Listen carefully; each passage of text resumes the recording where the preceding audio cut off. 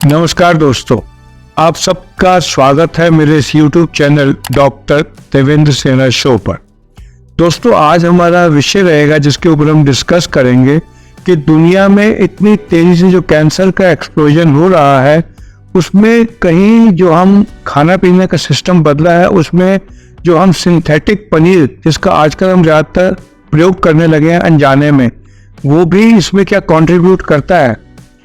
दुनिया भर में कैंसर बड़ी तेजी से बढ़ रहा है, भारत में और भी तेजी से।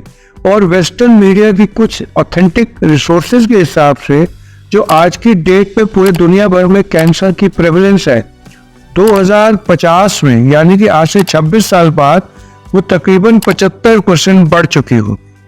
और ये एक बड़ा चिंता का विषय है। और अनफॉर्चुनेटली कैंसर के इलाज के बारे में बहुत बात की जाती है, कैंसर हो क्यों रहा है इस पर ज़्यादा बात नहीं की जाती।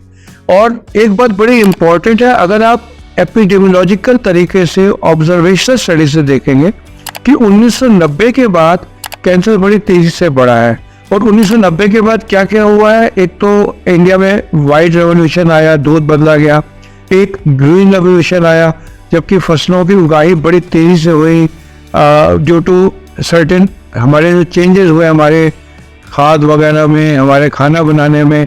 और तीसरा जो हमारे यहाँ स्केर्सिटी हुई ऑयल्स की, एडिबल ऑयल्स की, तो हमारे यहाँ जो हमारे इंडिजिनस ऑयल थे, तिल का तेल, सरसों का तेल, सोयाबीन का तेल, और जो हम कच्ची घानी से निकालते थे उसको हम ज़्यादा यील्ड के लिए हमने चेंज कर दिया रिफाइंड ऑयल्स के अंदर।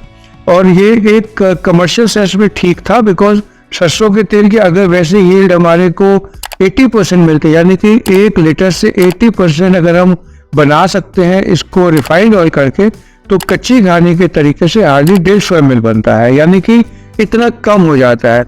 और एक और बात आई बड़े इंटरेस्टिंग कि पाम ऑयल पूरे दुनिया में ज़्यादा यूज़ होना शुरू हो गया।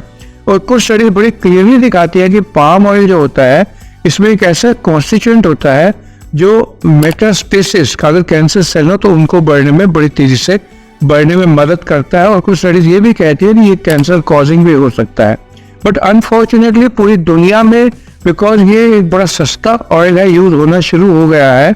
और इसको हम कहाँ कहाँ यूज़ करते हैं, मेरे ख्याल से अगर आप एक ग्रोसरी स्टोर में जाएंगे हर चीज़ में पाम ऑयल होता है, लिपस्टिक में होता है, साबुन में होता है, मेयोनीज में होता है। आप कोई भी बिस्किट खरीदते हैं, कोई भी ब्रेड खरीदते हैं, सब में होता है, क्योंकि रूम टेम्परेचर मोर सॉलिड होता है। और पेस्ट्रीज वगैरह बनाने में, बल्स वगैरह बनाने में, जो बेकरी के आइटम बनाने में ये बहुत आगे होता है। और अनफॉर्चुनेटली अब मैं मेन विषय पे आता हूँ रिगार्डिंग सिंथेटिक पनीर, जिसको आप नकली पनीर भी कह सकते हैं। उसमें भी पाम ऑयल का यूज बहुत कॉमनली होता है। इसके लिए आपको ये समझना बहुत ज़रूरी है कि असली पनीर और नकली पनीर क्या होता है। इस पर मैंने पिछली बार एक वीडियो बनाया था। अब एक कमर्शियल सेंस ये कहती है कि सस्ता पनीर हो। अगर आप असली दूध का पनीर बनाएंगे तो कीमत 500-600 रुपये किलो से कम नहीं बैठेगी। लेकिन अगर आप सिंथेटिक पनीर बनाएंगे तो इसकी कीमत 100-150 रुपये तक की बैठेगी। और कॉमन मैन के लिए सिंथेटिक पनीर खरीदना, जबकि वो इसमें डिस्टिंग्विश नहीं कर सकता, क्योंकि अगर आप जैसे पनीर बाजार से खरीदने जाएंगे और ये 2 या 3 दिन में पेरिश होकर खत्म हो जाएगा, तो इसके ऊपर ये टेस्ट करना कि असली पनीर है या नकली पनीर है बहुत मुश्किल हो जाता है।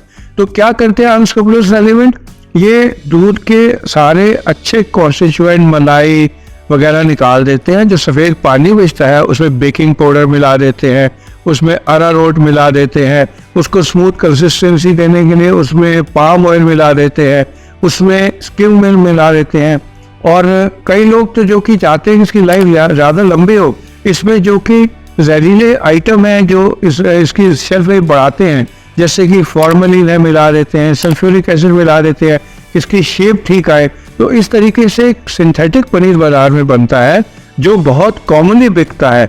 और हम लोग जो अनजाने में पनीर सोच कर ये बड़ा पौष्टिक है, न केवल खुद खाते हैं और अपने बच्चों को खिलाते हैं। तो इसमें 2 नुकसान होते हैं, जैसे मैंने पिछली वीडियो में बताया था। एक तो जो दूध की बनी हुई पनीर हम सोचते हैं इसमें ना दूध होता है, ना पनीर का जो बेसिक कॉन्स्टिट्यूएंट होते हैं, मलाई के जो हमारे गुड न्यूट्रिएंट दूध से हमें मिलना चाहिए वो तो होते नहीं। खराब क्या होता है, इसमें पाम ऑयल मिला हो सकता है। पाम ऑयल वही होता है जो कि हमें कहते हैं फ्रोजन डेजर्ट खाओ, आइसक्रीम की जगह एक बड़ा फैशनेबल टर्म है फ्रोजन डेजर्ट, उसमें भी पाम ऑयल होता है। और पाम ऑयल से क्या होता है, ये रिपोर्ट्स में आया है कि अगर किसी पेशेंट को कैंसर होगा तो ये कैंसर सेल को बढ़ने में तेजी से मदद करता है। दूसरा, क्योंकि इसकी लाइफ लंबी है और ये इलीगल तरीके से बन रहा है, इसके अंदर कई लोग फॉर्मेलिन के कुछ ड्रॉप्स डाल देते हैं कि ये फटे नहीं, इसके अंदर कीड़े ना आए। और ये फॉर्मेलिन जहर है, ये वही चीज होती है जो कि पोस्टमार्टम से पहले बॉडी में डाला जाता है ताकि उसमें सड़े ना बॉडी। और ये फॉर्मेलिन अगर पनीर में होगा तो ये हमारे इंटेस्टाइन में जाके इन्फ्लेमेशन करेगा और कैंसर तक कर सकता है अगर आप इसको लंबे टाइम पर यूज करेंगे। तो अगर आप अनजाने में अपने बच्चे को ये सिंथेटिक पनीर खिला रहे हैं तो एक बहुत गलती कर रहे हैं। तो इसको पता लगाने के लिए बड़ा आसान है। जो पनीर आप बाजार से जाके लेते हैं उसका कलर देखिए, बिल्कुल दूध जैसा व्हाइट होना चाहिए। सूंघ के देखिए, इसमें दूध जैसी स्मेल आनी चाहिए। इसको चख के देखिए, इसका टेस्ट अच्छा होना चाहिए। और सबसे आसान तरीका, इसको मसल के देखिए, अगर ये भुरभुरा करके टूट जाता है पनीर तो ये नकली पनीर है, इसमें स्किम मिल्क है। और जैसा मैंने पिछली बार आप बताया था कि इस पनीर को एक पानी में 5-10 मिनट उबाल लीजिए, पानी फेंक दीजिए और एक पनीर के टुकड़े पर थोड़ा टिंचर आयोडीन डाल के देखिए। अगर रंग नीला हो जाता है तो ये नकली पनीर है। और अगर इसके ऊपर सोयाबीन का आप पाउडर डाल देंगे या आप अरहर की दाल डाल देंगे तो इसका कलर लाल हो जाता है कुछ देर बाद, तो ये नकली पनीर है। तो इस तरीके से आप न केवल अपनी सेहत को ठीक करेंगे, अगर आप गलत चीज नहीं खाएंगे और इससे समाज का भी फायदा करेंगे। और मुझे लगता है कि अगर आपको मेरी इस वीडियो से थोड़ी नॉलेज बढ़ती है तो आप मेरे इस वीडियो को आगे शेयर कर दीजिएगा। आप सबका मेरे साथ जुड़ने के लिए धन्यवाद।